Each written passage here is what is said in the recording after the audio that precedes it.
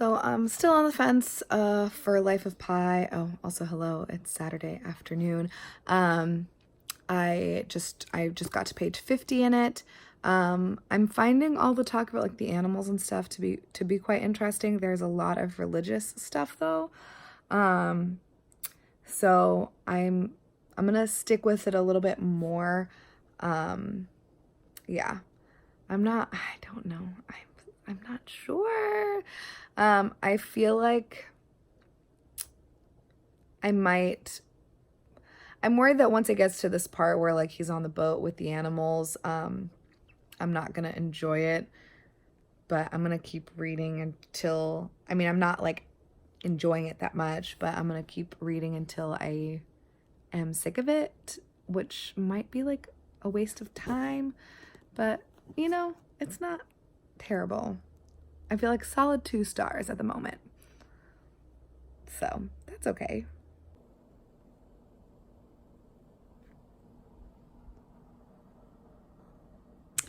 So I just got to page 97 of Life of Pi. I'm going to go for a walk, and play some Harry Potter Wizards Unite, because I want to.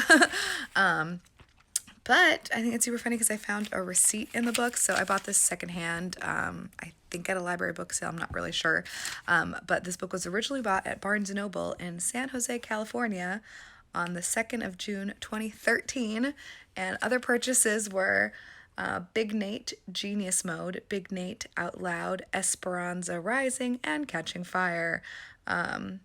And I just think that is so funny that these are the books that were purchased at the same time, and that the book was bought in California. I guess there's a lot of people from California here in Portland, so it's not that surprising, but love finding stuff like that. Yep, so I'm gonna go on a walk and then probably cook dinner and then maybe read again before bed.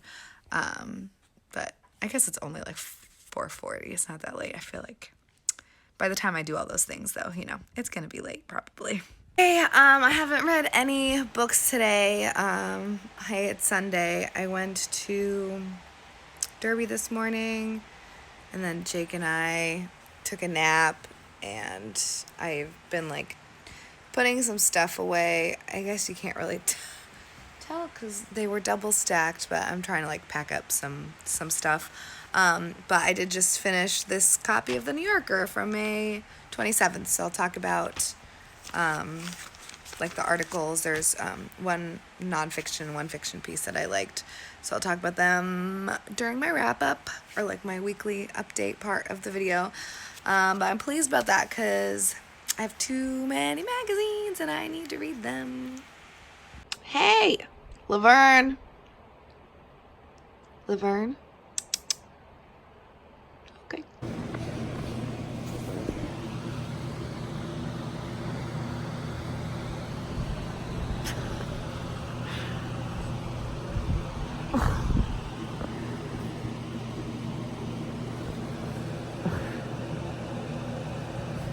Baby.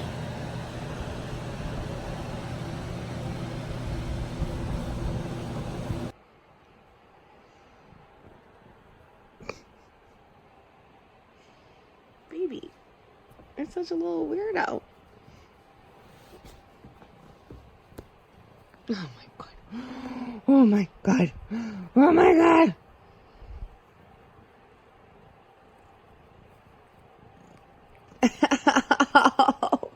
Okay, no more. Okay, a little bit more. Baby. Like, literally the second I start filming, she walks away from me. She's jealous because you're petting Laverne.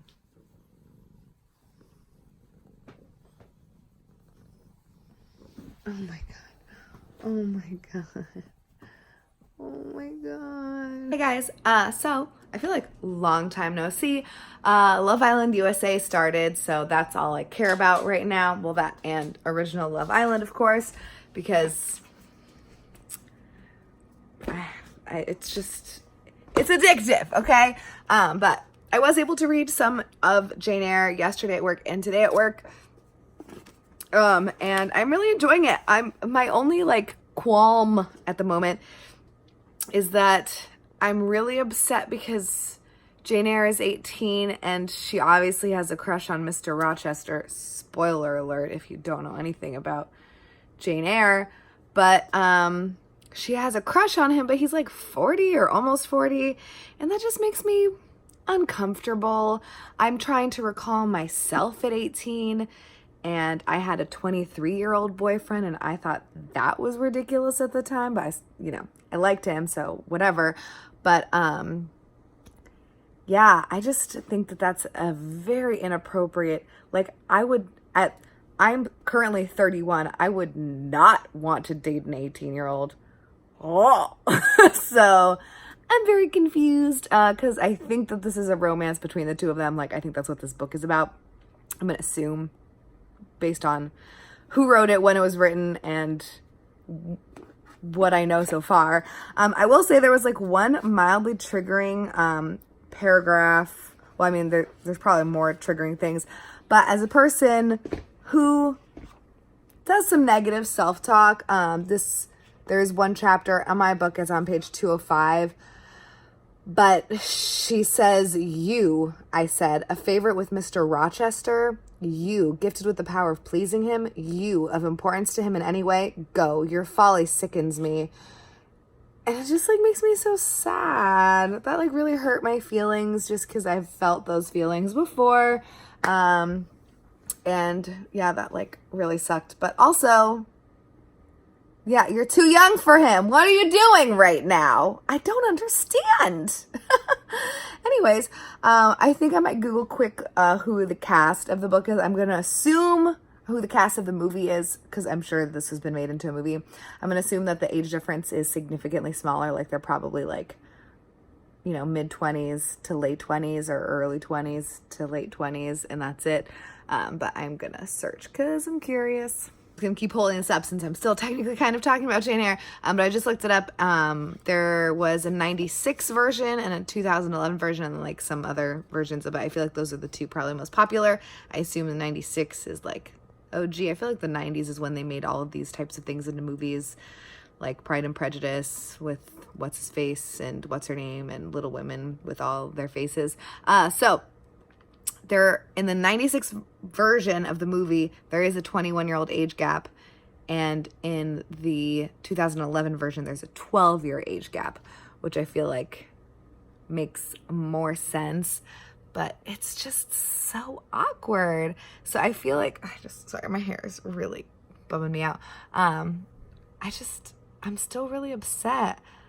Also, I kind of spoiled myself a little bit about what happens in this book because something about him hiding something and being mysterious. So I'm going to assume that has to do with upstairs. So, oh well. I was going to find out eventually anyways, right? Baby, I'm trying to get into bed. Is that yours? You look like a little dragon. You are so cute.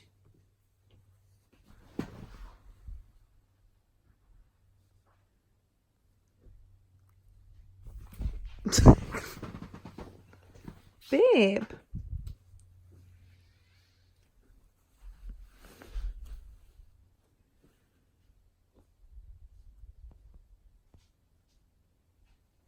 I'm so scared.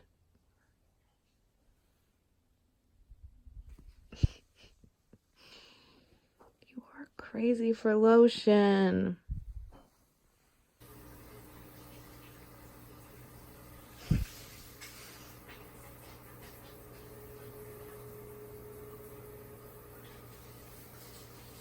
I can't believe Shirley's letting Laverne do that. You guys, you guys are like two little puddles.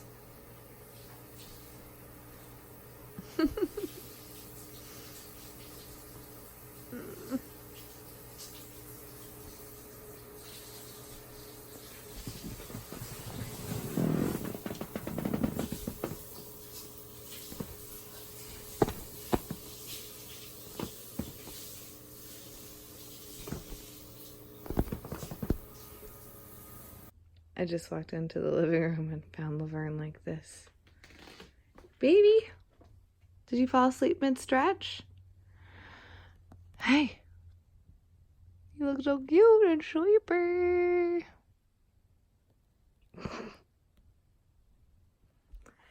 Hey guys, so I just got back from work.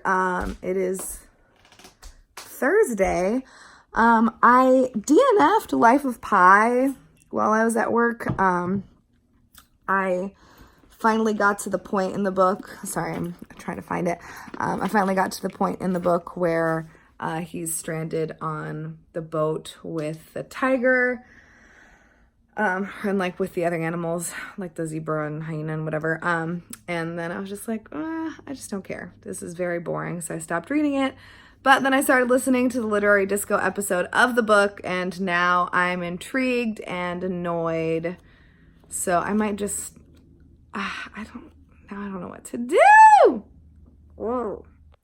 So I compromised and I just read the last chapter of the book. Yeah, I'm not gonna read the rest of it though. And I will talk about it when I do my July wrap up.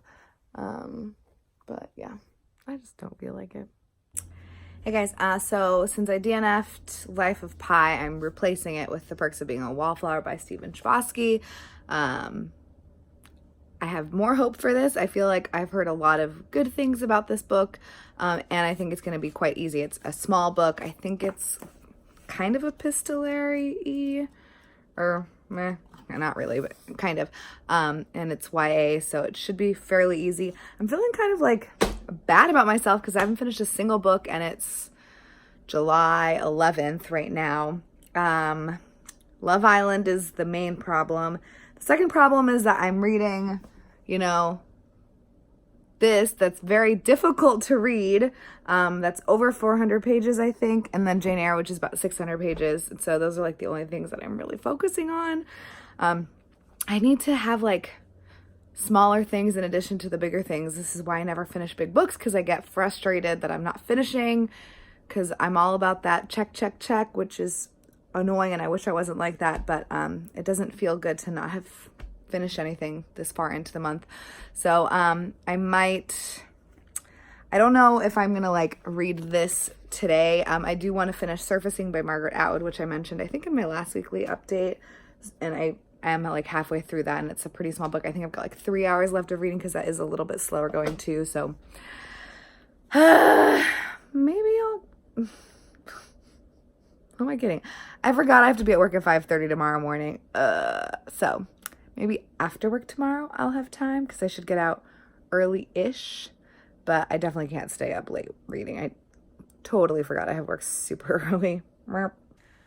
Okay, so I have not started reading this yet, but I am dying right now. So I picked it up and I forget.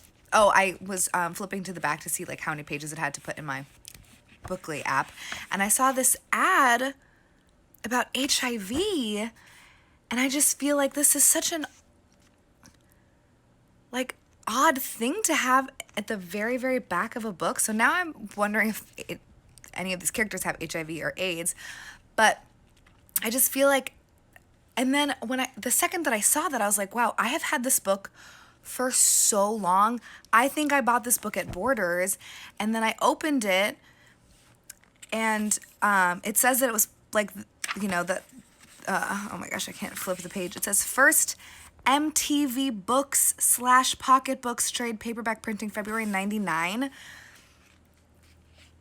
MTV had a publishing house. So many things. I'm just like, I just got this weird like flashback of being, I don't know how old Borders was when it closed. How old Borders was? How old I was when Borders closed.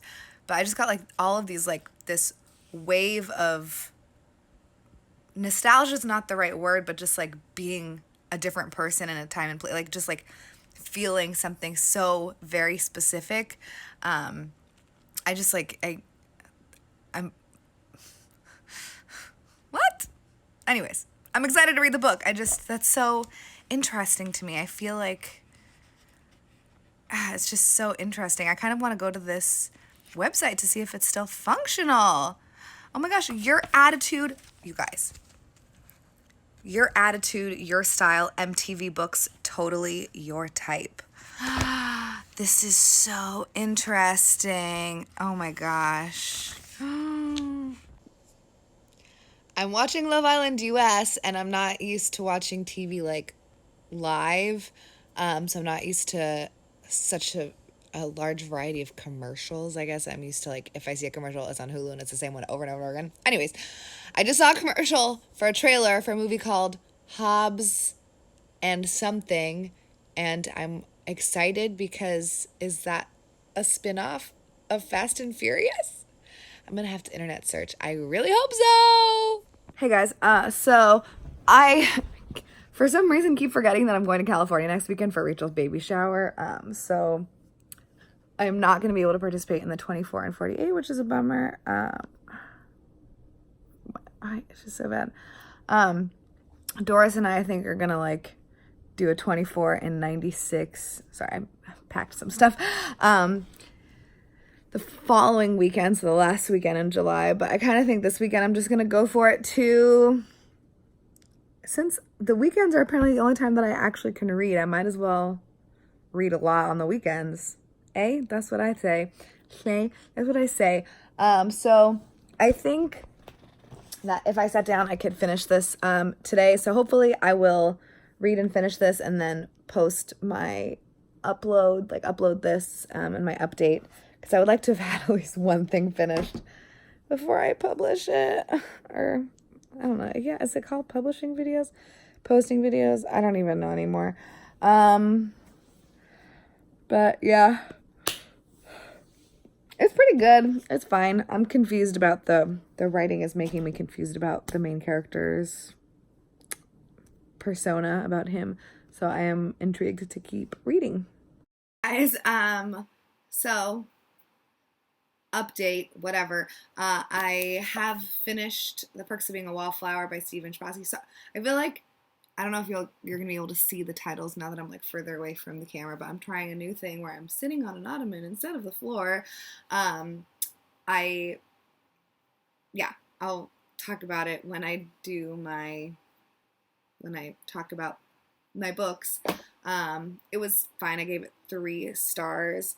And so I'm still like actively currently, these are the 2 books that I am trying to finish, Jane Eyre by Charlotte Bronte and Monster Human by Kirsty Skomsvold, translated by Becky L. Crook. I haven't picked them up in a couple of days though, because I have been just reading Perks of Being a Wallflower, and I am going to pick up another smaller book to kind of like make me feel better about taking a long time to finish those ones. And so I have picked up, or will be starting later today, Platitudes by Trey Ellis.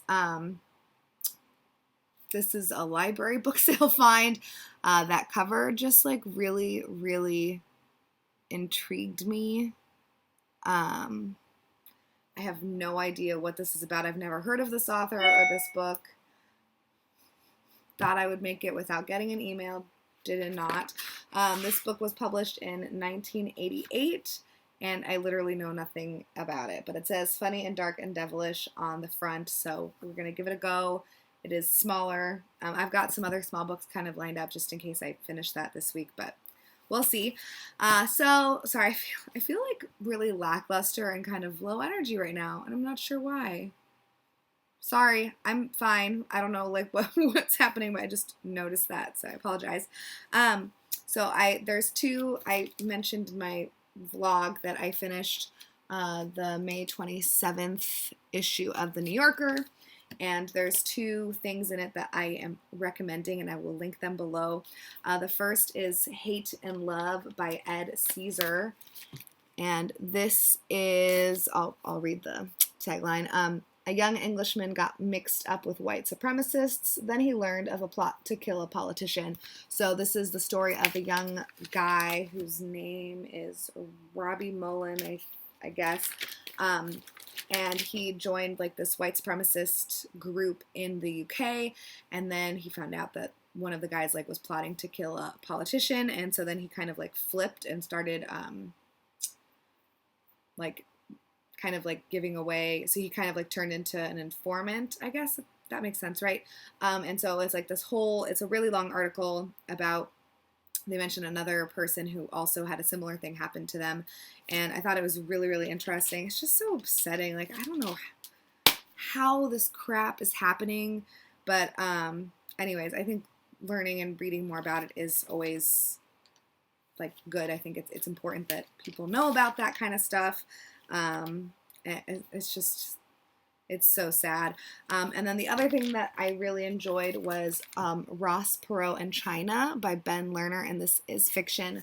I have never heard of this author either, but this was a really it really creeped me out. It kind of reminded me of Us a little bit, not like plot-wise at all, but you know, a young couple is out on a boat and then the girl disappears, and he, you know, is like, oh, like what happened to her? And so it's very like spooky because you don't know what happened to her.